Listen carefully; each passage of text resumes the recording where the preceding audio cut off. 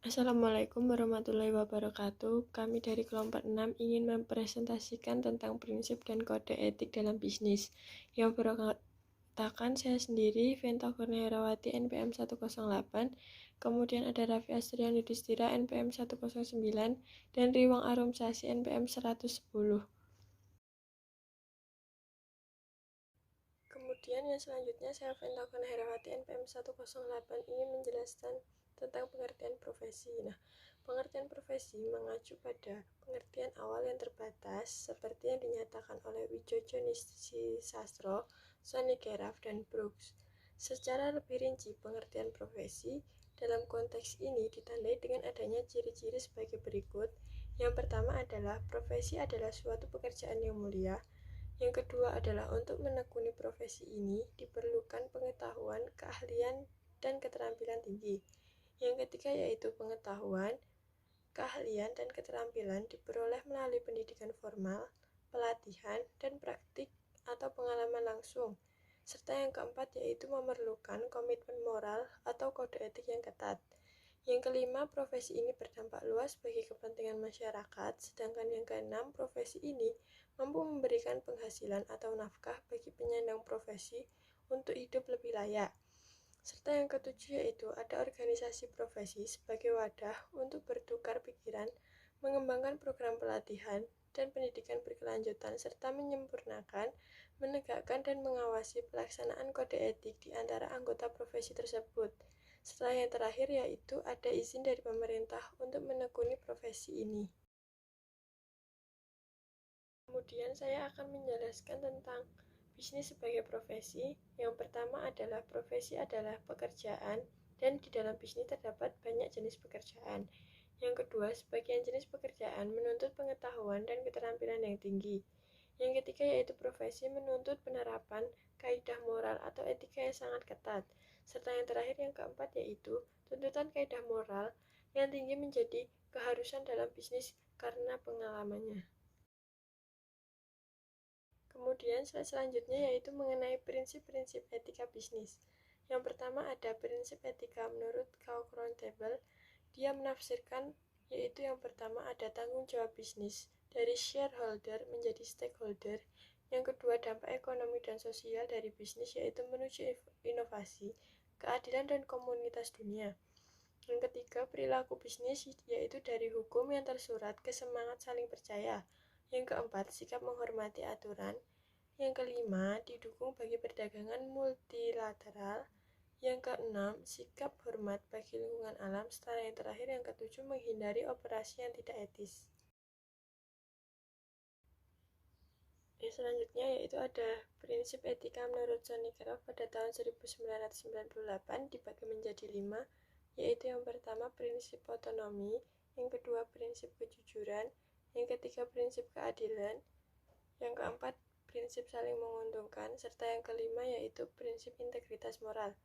Yang pertama otonomi yaitu menunjukkan sikap kemandirian, kebebasan, dan tanggung jawab. Yang kedua prinsip kejujuran yaitu menanamkan sikap yang dipikirkan adalah yang dikatakan dan apa yang dikatakan adalah yang dikerjakan. Serta yang ketiga yaitu melakukan semua pihak secara adil. Yang keempat prinsip saling menguntungkan yaitu keadaan bahwa dalam berbisnis perlu ditanamkan win-win solution atau semuanya menguntungkan. Yang kelima yaitu tidak merugikan orang lain dalam segala keputusan dan tindakan dalam bisnis. Selanjutnya yaitu mengenai prinsip yang ketiga dan keempat. Yang ketiga yaitu prinsip etika bisnis menurut Lawrence Weber dan Potts pada tahun 2005. Prinsip etis merupakan tuntutan bagi perilaku moral. Contohnya prinsip etika antara lain yaitu kejujuran, pegang janji, membantu orang lain, dan menghormati hak orang lain. Serta yang keempat yaitu menurut Weiss pada tahun 2006 mengemukakan 4 prinsip etika yaitu martabat, kewajiban, kewajaran, dan keadilan. Weiss juga tidak memberikan uraian lebih tentang prinsip-prinsip etika bisnis yang diungkapkannya. Selanjutnya saya akan menjelaskan tentang etika lingkungan hidup, yaitu dijelaskan isu lingkungan hidup. Isu lingkungan hidup ini dibagi menjadi 2, yaitu deontologis dan teleologis. Yang deontologis yaitu perilaku etis hanya dilihat dari sudut pandang manusia, di mana sejauh mana setiap orang menghargai, mempertimbangkan, memelihara dan memberdayakan umat manusia sesuai dengan harkat dan martabat sebagai manusia. Serta yang kedua yang teleologis yaitu perilaku etis juga hanya menyorot kepentingan umat manusia, dilihat dari konsekuensi atau akibat dari setiap keputusan dan tindakan manusia terhadap manusia lainnya. Yang terakhir yaitu saya akan menerangkan tentang akumulasi bahan beracun. Ada 4, yaitu yang pertama masalah limbah pabrik menyebabkan air sungai yang melewati kota-kota besar tidak lagi jernih dan telah berubah warna kehitam-hitaman. Nah, hal tersebut menjadi tidak lagi memenuhi syarat untuk dijadikan sebagai air minum. Nah, yang kedua, udara tercemar karena adanya asap hitam dari kendaraan bermotor yang mengandung gas beracun. Yang ketiga yaitu penggunaan pupuk kimia non-organik yang tidak terkendali menyebabkan pencemaran dari hasil produksi pertanian. Dan yang keempat yaitu penggunaan nuklir. Selanjutnya, saya Raffi Astrian Yudhistiran, PM 109 akan melanjutkan presentasi. Nah, pada slide ini kita akan bahas tentang efek rumah kaca atau greenhouse effect. Para ahli mengatakan bahwa salah satu penyebab terjadinya pemanasan global adalah akibat efek rumah kaca atau greenhouse effect. Hawa panas yang diterima bumi dari sinar matahari terhalang dan terperangkap tidak dapat keluar dari atmosfer bumi oleh partikel-partikel gas polutan yang sering disebut sebagai gas rumah kaca.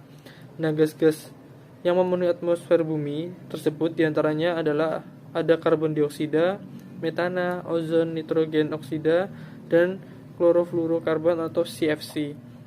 Gas polutan itu menyebabkan pemanasan global sebagian besar berasal dari pembakaran bahan bakar fosil seperti minyak bumi dan batu bara yang saat ini masih menjadi sumber energi terbesar di dunia untuk industri, transportasi, dan juga keperluan rumah tangga. Gas metana itu berasal dari pembakaran sampah kota, CFC yang banyak digunakan untuk penyejuk ruangan atau AC, kulkas, industri plastik, dan sebagai gas pendorong pada aerosol. Selanjutnya yaitu perusakan lapisan ozon. Kegunaan lapisan ozon bagi bumi dan seluruh isinya adalah untuk melindungi semua kehidupan bumi dari sinar UV yang dipancarkan oleh sinar matahari. Bahaya dari sinar ultraviolet ini antara lain bisa menyebabkan kanker kulit, penurunan sistem kekebalan tubuh, katarak, serta kerusakan bentuk-bentuk kehidupan di laut dan juga di daratan. Fungsi utama lapisan ozon adalah untuk menyaring dan memperlemah daya sinar ultraviolet yang dipancarkan oleh sinar matahari sebelum memasuki bumi. Lapisan ini ada pada ketinggian sekitar 20-30 km di atas permukaan bumi. Selanjutnya itu ada hujan asam atau acid rain. Banyak perlombaan pendirian pabrik-pabrik di dunia ini membangun kawasan industri oleh hampir semua negeri demi memacu pertumbuhan ekonomi tanpa disertai program pengendalian limbah asap telah mengakibatkan banyaknya volume asap hitam pekat yang terus-menerus dimuntahkan dari cerobong-cerobong pabrik tersebut. Asap tebal yang berwarna hitam pekat ini kemudian menyatu di udara dan awan yang pada gilirannya menurunkan hujan asam atau disebut juga acid rain ke bumi di sekitar awan tersebut. Sejak beberapa dekade terakhir ini, terutama di kawasan industri padat negara-negara maju seperti Amerika Serikat, Kanada, Jerman, Belanda, dan sebagainya sudah sering dibasahi oleh air hujan asam. Hujan asam ini ternyata sangat berbahaya bagi kehidupan di bumi. Bila ini terus berlangsung, maka hujan asam itu dapat merusak hutan, mencemari air danau, dan bahkan merusak gedung-gedung.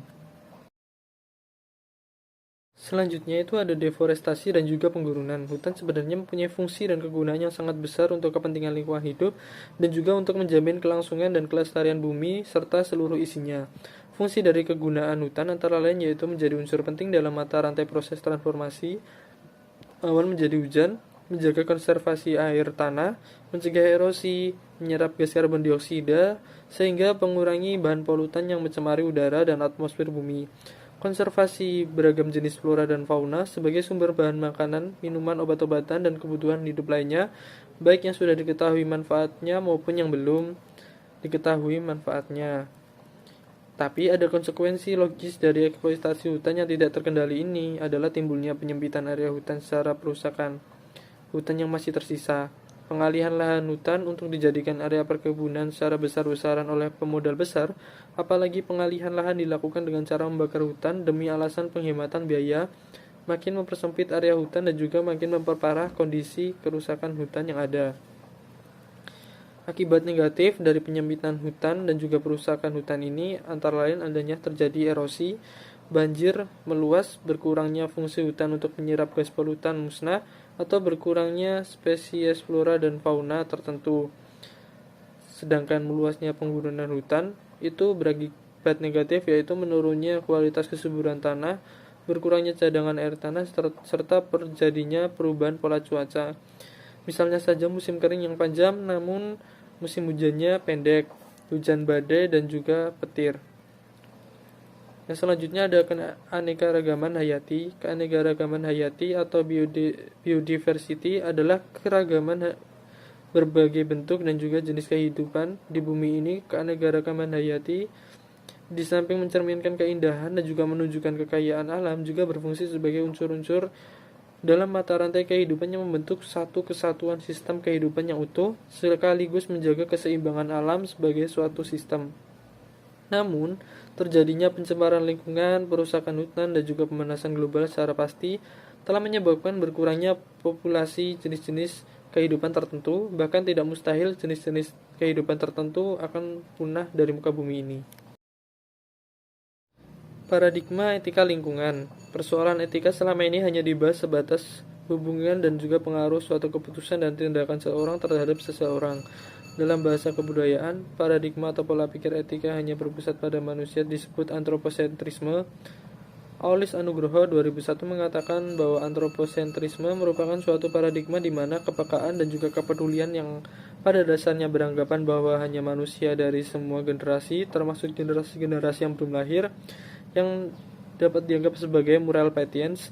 Nah, pola pikir seperti ini jelas mengabaikan faktor lingkungan di luar manusia seperti binatang, tumbuh-tumbuhan, cuaca, benda tak bernyawa, dan juga sebagainya. Berbagai isu lingkungan hidup tidak dapat diabaikan lagi bila ingin memahami dan juga menyadari bahwa perilaku manusia juga berpengaruh terhadap keberadaan bumi beserta seluruh isinya. Bukan hanya menentukan keberadaan umat manusia saja, sehubungan dalil ini ada beberapa cara pandang atau pola pikir yang berkembang dalam memahami etika dalam kaitannya dengan isu lingkungan hidup. Yang pertama itu ada etika kepentingan generasi mendatang, yang memandang bahwa suatu keputusan dan tindakan hendaknya jangan hanya memikirkan kepentingan umat manusia pada generasi saat itu, tetapi juga kepentingan umat manusia pada generasi-generasi mendatang. Nah, pandangan ini sering dikaitkan dengan upaya manusia dalam mengeksploitasi sumber daya alam tambang, yaitu sifatnya tidak dapat diperbarui atau renewable. Yang kedua itu ada etika lingkungan biosentris, yang memandang perilaku etis bukan saja dari sudut pandang manusia, tetapi juga dari sudut pandang non-manusia, seperti flora, fauna, dan benda-benda bumi non-organisme. Sebagai satu kesatuan sistem lingkungan atau ekosistem, etika lingkungan biosentris memperluas wilayah kesadaran, kepekaan, dan kepedulian umat manusia untuk memandang seluruh spesies, seluruh jenis kehidupan, dan seluruh benda yang ada di bumi dan alam semesta ini sebagai elemen yang semuanya mempunyai hak untuk hidup dan berada terlepas dari ada tidaknya kegunaan dan juga keindahan bagi manusia. Yang ketiga ada etika ekosistem atau ekosistem menganggap sang pencipta atau Tuhan dan seluruh ciptaannya, bumi dan seluruh isinya, sistem tata surya, sistem galaksi, dan sistem alam jagat raya dianggap sebagai moral patient. Etika dalam hal ini dipahami dalam arti luas dan terpadu antara pencipta dengan seluruh ciptaannya. Prinsip dan isu etika untuk beberapa fungsi. Ada kode etik sumber daya manusia atau human resource. Karyawan merupakan salah satu kelompok pemangku kepentingan utama atau main stakeholder dalam perusahaan. Tanpa karyawan tidak mungkin perusahaan mampu merealisasikan tujuannya. Departemen yang bertanggung jawab atas SDM di suatu perusahaan adalah Departemen SDM. Kini, Departemen SDM memegang peran kunci dan sangat strategis dalam setiap organisasi apapun, baik itu dalam perusahaan, lembaga atau organisasi nirlaba maupun organisasi pemerintah. Dilihat dari sejarah perkembangannya, Agung pada tahun 2007 mencatat setidaknya ada 4 peran yang melekat pada Departemen SDM, yaitu yang pertama ada peran administratif, yaitu suatu peran awal atau tradisional di mana peran Departemen SDM hanya pada seputar perekrutan karyawan dan juga memelihara catatan gaji, upah, serta data karyawan. Yang kedua ada peran kontribusi, yaitu suatu peran yang menekankan pada peningkatan produktivitas, loyalitas, dan lingkungan kerja karyawan. Di sini itu mulai muncul peran baru, yaitu menangani aspek pelatihan dan juga hal-hal yang berkaitan dengan kesehatan dan juga keamanan lingkungan kerja. Peran pelatihan masih ditekankan pada aspek teknis dan belum banyak menyentuh aspek emosi dan juga perilaku. Yang ketiga itu ada peran agen perubahan, yaitu suatu peran di mana Departemen SDM berfungsi sebagai agen perubahan. Untuk mengembangkan peran baru ini, Departemen SDM perluas cakupan materi pelatihan yang diberikan, bukan hanya menyangkut aspek teknis, juga aspek non-teknis seperti perilaku dan etika, terutama untuk membangun integritas, keuletan, serta kemampuan untuk selalu mampu menghadapi berbagai perubahan lingkungan. Yang terakhir atau yang keempat ada peran mitra strategis. Pada peran ini, Departemen SDM dilibatkan dalam merumuskan berbagai kebijakan bisnis yang bersifat strategis, terutama agar Departemen SDM dapat segera melaksanakan program penyelarasan atau alignment antara kepentingan bisnis dan juga kepentingan individual karyawan. Sasaran dari pengelolaan SDM adalah agar perusahaan mampu memiliki karyawan yang tepat, dilihat dari kuantitas atau jumlah dan juga kualitas yang dibutuhkan. Oleh karena itu, berdasarkan studi oleh Weaver, Trevino, dan juga Cochrane dalam Brooks 2003-349, diperlukan paket program implementasi dengan memperhatikan sedikitnya 6 dimensi program etik agar suatu kode etik dapat dipatuhi. Nah, 6 dimensi tersebut adalah yang pertama, kode etik formal, yaitu sebuah kode etik yang dirumuskan atau ditetapkan secara resmi oleh suatu asosiasi organisasi profesi atau suatu lembaga atau entitas tertentu. Yang kedua, ada komite etika, yaitu entitas yang mengembangkan kebijakan, mengevaluasi tindakan, menginvestigasi, dan juga menghakimi pelanggaran etika. Yang ketiga ada sistem komunikasi etika, yaitu suatu media atau cara untuk menyosialisasikan kode etik dan perubahannya. Yang keempat ada pejabat etik, yaitu pihak yang mengkoordinasikan kebijakan, memberikan pendidikan, dan juga menyelidiki tuduhan adanya pelanggaran etika. Yang kelima ada program pelatihan etika, yaitu program yang bertujuan untuk meningkatkan kesadaran dan membantu karyawan dalam merespon masalah-masalah etika. Yang keenam itu ada proses penetapan disiplin dalam hal terjadi perilaku tidak etis. Selanjutnya itu ada kode etik pemasaran. Fungsi pemasaran di dalam perusahaan memegang peranan yang sangat penting dan juga menentukan kelangsungan hidup perusahaan karena menjadi ujung tombak perusahaan yang bersentuhan langsung dengan pelanggan di luar perusahaan. Fungsi pemasaran itu lebih luas dari sekedar melaksanakan fungsi penjualan. Fungsi penjualan adalah fungsi untuk menjalankan aktivitas negosiasi, penawaran, dan transaksi penjualan produk perusahaan secara langsung kepada para pelanggan. Sedangkan fungsi pemasaran juga antara lain meliputi aktivitas perencanaan dan pengembangan produk, perencanaan dan pengembangan sistem promosi termasuk riset dan target pasar, merancang kebijakan harga, menilai lokasi penjualan yang dianggap strategis, mengevaluasi dan merumuskan sistem dan saluran distribusi yang dianggap tepat, serta aktivitas lain yang semuanya memang ditujukan untuk mendukung penjualan perusahaan. Oleh karena itu, efektivitas fungsi pemasaran akan terlihat dari pencapaian target penjualan serta loyalitas dan kepuasan pelanggan terhadap produk dan layanan perusahaan.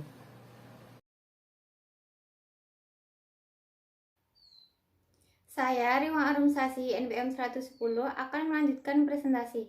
Pada slide ini, kita akan membahas mengenai kode etik akuntansi. Fungsi akuntansi di sebuah organisasi atau perusahaan dilakukan oleh Departemen Akuntansi yang di bawahnya adalah akuntan manajemen. Tugas utama dari akuntan manajemen ini adalah merancang dan memelihara sistem informasi akuntansi agar Departemen Akuntansi mampu menghasilkan dua jenis laporan akuntansi, yaitu yang pertama, laporan keuangan atau financial statement sebagai alat pertanggungjawaban manajemen kepada pihak-pihak di luar manajemen. Yang kedua adalah laporan manajemen untuk kepentingan manajemen dalam rangka melaksanakan fungsi perencanaan, pelaksanaan, pengawasan, dan proses keputusan manajemen. Efektivitas fungsi akuntansi di dalam suatu perusahaan ditentukan oleh karakteristik kualitatif yang harus dipenuhi oleh laporan akuntansi, yaitu laporan akuntansi harus relevan dan dapat diandalkan. Suatu laporan dianggap relevan apabila laporan tersebut bermanfaat bagi berbagai pihak untuk mendukung proses pengambilan keputusan. Suatu laporan dikatakan andal apabila laporan itu disusun dengan cermat, akurat, sesuai dengan prinsip akuntansi yang berlaku secara umum, serta menggambarkan apa adanya, netral, objektif, bebas dari konflik kepentingan. Pekerjaan di dalam bidang akuntansi juga disebut sebagai profesi. Organisasi profesi di bidang akuntansi adalah Institute of Management Accountants yang di Indonesia yaitu Ikatan Akuntansi Indonesia atau IAI. Selanjutnya, pada slide ini kita akan membahas mengenai kode etik akuntan manajemen. Menurut Duska dan Duska tahun 2005, kode etik akuntan manajemen setidaknya harus meliputi standar perilaku etis sebagai berikut. Yang pertama, kompetensi, yaitu meliputi memelihara tingkat kompetensi yang layak, menjalankan kewajiban profesional, serta menyiapkan laporan dan rekomendasi yang lengkap dan jelas. Standar perilaku etis yang kedua yaitu kerahasiaan, meliputi menjaga informasi rahasia. Yang kedua, menjalankan tugas sesuai kewenangan. Yang ketiga, memberitahukan dan memantau kerahasiaan informasi. Dan yang keempat adalah menahan diri menggunakan informasi rahasia untuk kepentingan tidak etis atau melawan hukum. Selanjutnya, standar perilaku etis yang ketiga yaitu objektivitas, yaitu meliputi mengkomunikasikan informasi secara adil dan objektif dan mengungkapkan semua informasi yang relevan. Selanjutnya, standar perilaku etis yang keempat adalah integritas, yaitu meliputi menghindari konflik kepentingan, menahan diri melakukan ikatan yang menimbulkan prasangka. Yang ketiga, menolak pemberian dan pelayanan yang mempengaruhi tindakan. Yang keempat, menahan diri dari tindakan yang menyimpang. Nomor 5, mengkomunikasikan informasi, pendapat, dan penilaian yang profesional.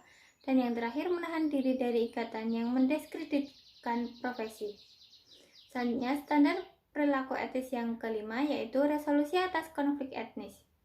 Resolusi atas konflik etnis mengacu pada pemecahan suatu konflik etis dalam menerapkan standar kode etik. Dalam menerapkan standar kode etik, praktisi akuntansi manajemen dan manajemen keuangan mungkin menghadapi masalah dalam mengidentifikasikan perilaku tidak etis atau di dalam memecahkan suatu konflik etis. Apabila menghadapi isu etika yang signifikan atau sulit dipecahkan, praktisi akuntansi manajemen dan manajemen keuangan harus mengikuti kebijakan organisasi yang telah ditentukan dalam memecahkan konflik masalah tersebut. Apabila kebijakan tersebut tidak mampu memecahkan konflik etis, maka praktisi harus mempertimbangkan yaitu yang pertama, diskusikan masalah dengan atasan langsung, kecuali ada indikasi atasan langsung terlibat dalam konflik tersebut. Yang kedua, mengklasifikasikan isu etik yang relevan melalui diskusi rahasia dengan penasihat yang tepat. Dan yang ketiga, apabila konflik etis masih muncul setelah bersusah payah mendapatkan pandangan internal dari pejabat pada berbagai tingkatan, tidak ada jalan lain yang lebih baik selain mengundurkan diri dari organisasi dan memberikan nota memorandum kepada perwakilan organisasi yang tepat.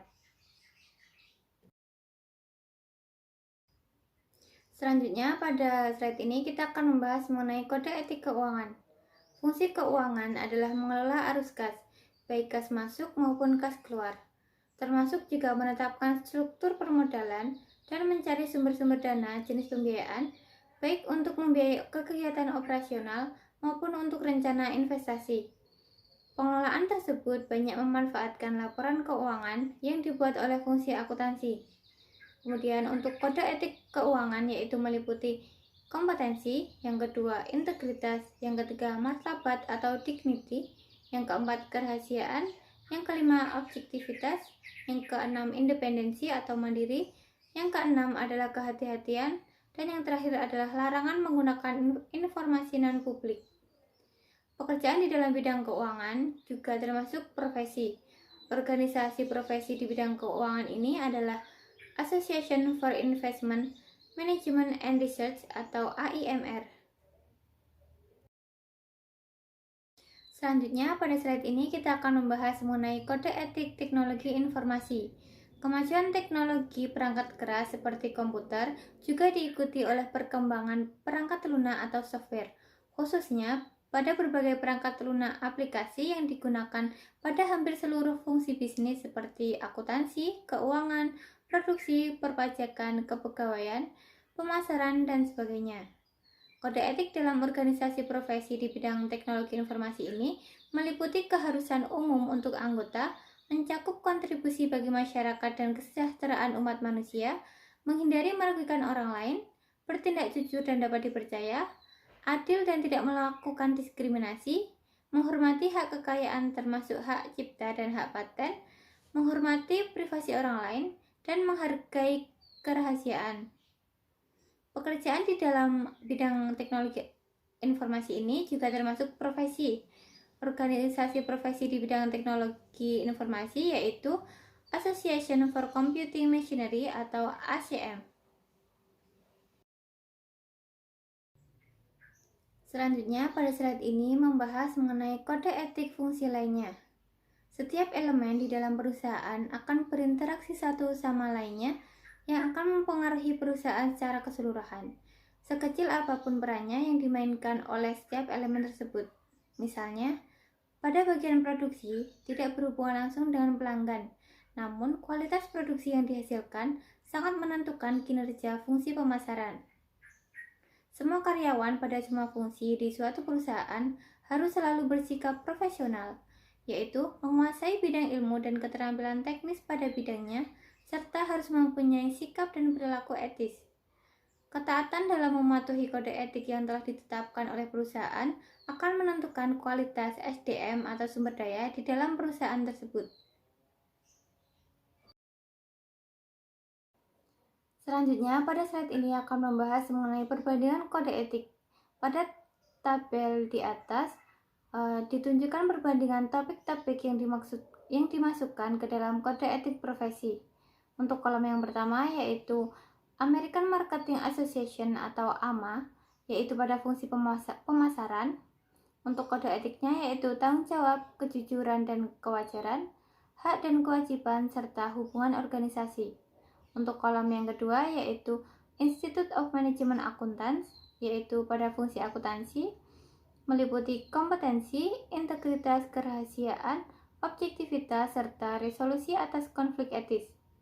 Untuk kolom yang ketiga yaitu Association for Investment Management and Research atau AIMR, yaitu meliputi kompetensi, kemudian integritas, martabat, kerahasiaan, objektivitas, independensi, kehati-hatian, dan larangan menggunakan informasi non-publik.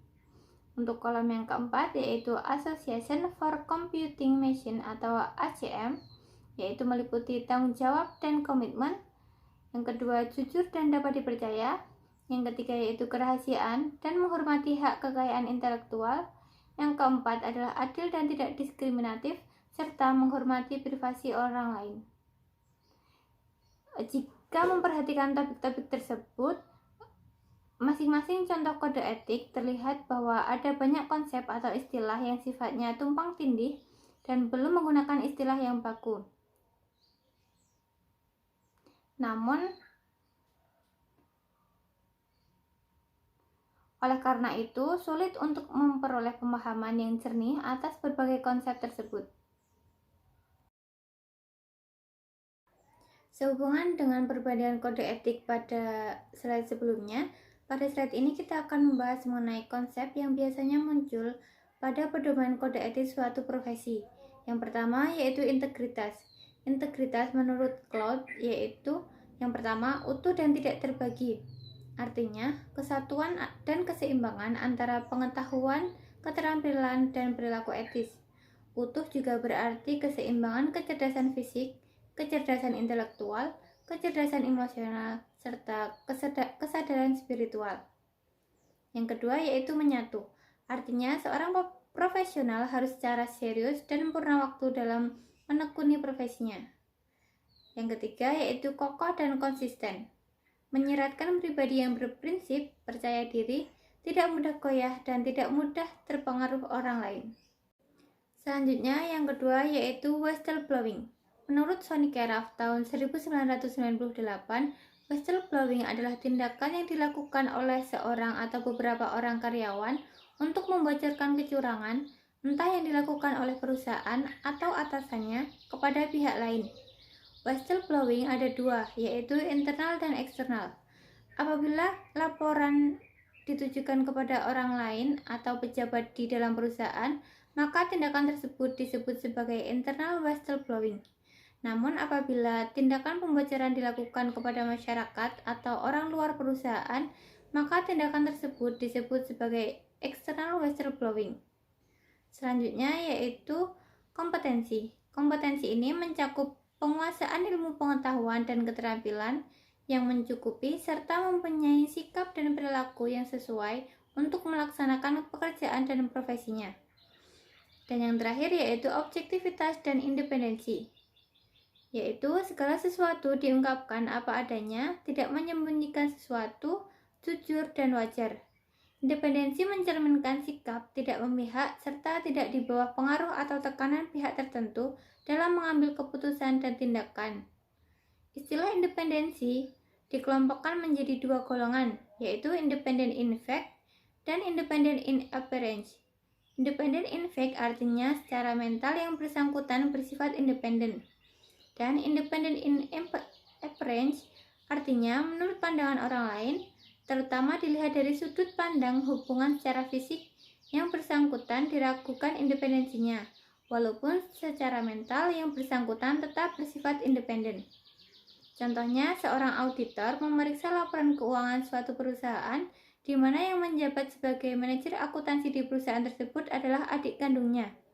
Walaupun secara mental auditor tersebut biasa saja akan bertindak independen, tetapi orang lain tentu saja meragukan tindakannya karena adanya fakta bahwa berdasarkan tampilan fisik, auditor dengan manajer akuntansi perusahaan tersebut masih saudara kandung. Sekian presentasi dari kelompok kami. Apabila terdapat kurangnya kami mohon maaf. Terima kasih. Wassalamualaikum warahmatullahi wabarakatuh.